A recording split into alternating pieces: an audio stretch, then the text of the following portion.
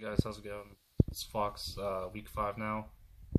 Um, this week I just picked two topics for discussion: irrational and antisocial behavior during evacuation and evacuation trip generation.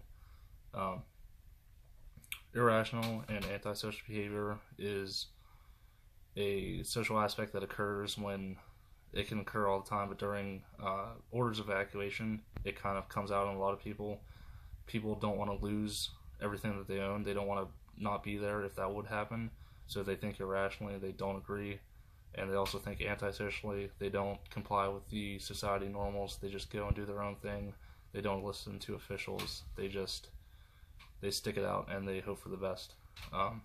My parents just moved to South Carolina a few weeks ago, right before Hurricane Florence. They got a brand new house. I was giving them updates, telling them what was going on, saying, "Hey, you guys should leave." They got a mandatory evacuation order, and they didn't listen to it. They decided to stick it out. Luckily, the storm completely missed them, but at first they were kind of taking the chances that they were going to stay in their new house and make sure everything was okay for the first hurricane that they were down there for. Uh, so they weren't thinking very rationally, but they lucked out, fortunately. And then the second topic is evacuation trip generation.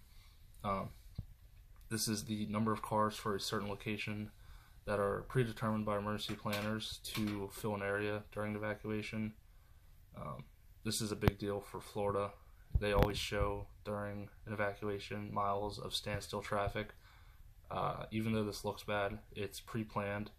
They estimate for a certain area that during the daytime, 70 to 80% of registered vehicles will be used for evacuation, and then nighttime that boosts up to 90%.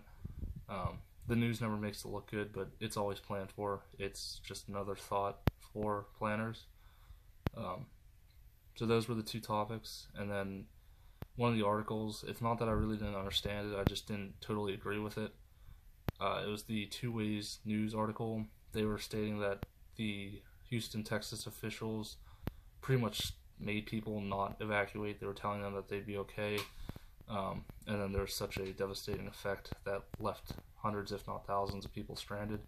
This wasn't really the case. Officials, they just didn't know what was going to happen. They thought that the storm was going on a different track. It ended up completely hitting Houston, and it actually got stuck over Houston, which caused such rainfall, such large amounts of rainfall. So I didn't totally agree with it. They make officials look bad, but the officials they were trying to do the best thing for all the people, and unfortunately they lost that battle with the hurricane.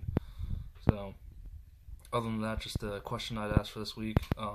If you do refuse to evacuate under mandatory orders, should you forfeit your right to rescue and aid afterwards?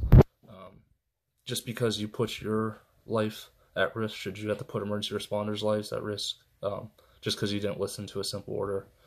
So other than that, hope everyone has a good week and be back next week.